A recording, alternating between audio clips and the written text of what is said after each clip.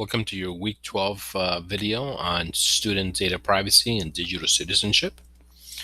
Now, all of you know that there's lots of power to educational technology.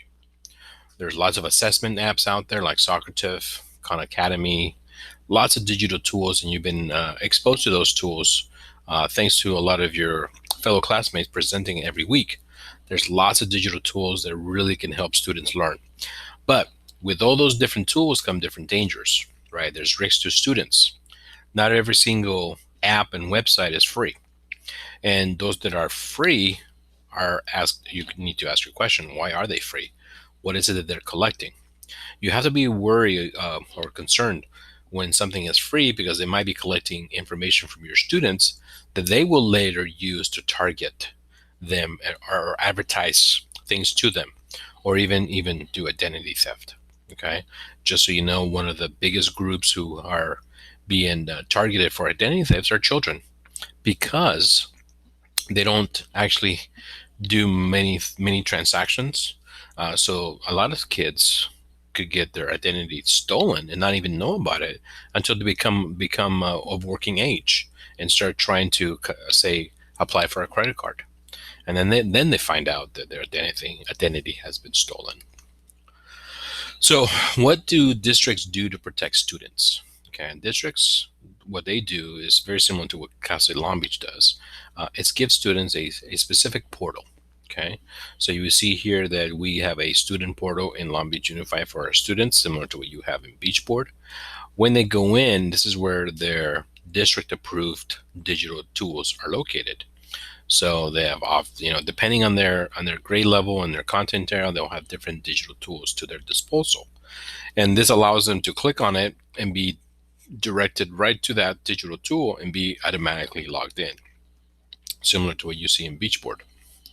The benefit of that is that those accounts we know have been approved for students. Okay, they created through a centralized system called the Student Information System.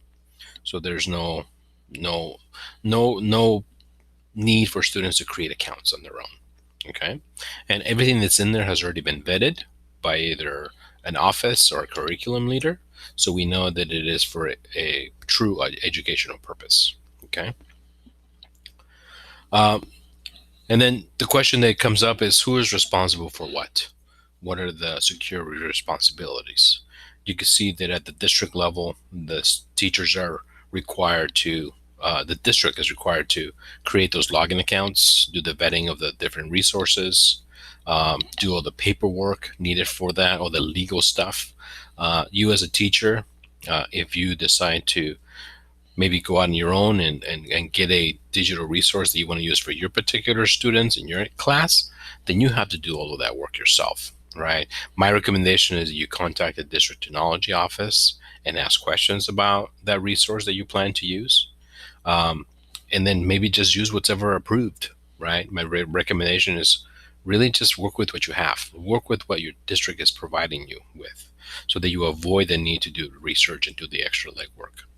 And avoid sites that require students to create their own accounts. Okay, so something like a Hoot, you just give students a code and then they join. They don't have to create an account themselves. Those are easy to get along with. Okay, and never ever use personal identifiable information, which is like a student birth date, first name, and last name are two big examples of personal identifiable information. Never use that or give that to any website. Some of my biggest tips for educators is check your district school policy. Make sure and ask if an app has been approved, okay, before you decide to use it. If not approved, hold off using it with students, okay. Look for an approved alternative list. Every district should have one.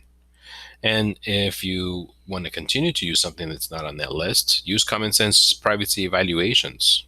Okay, if you go into common sense media, they'll tell you if something is actually saved. And use with caution. Okay, use it with caution before you start using it widespread. Maybe test it out, and then talk to your colleagues about that. Okay, so that's it for the first video. I'll see you on the next one.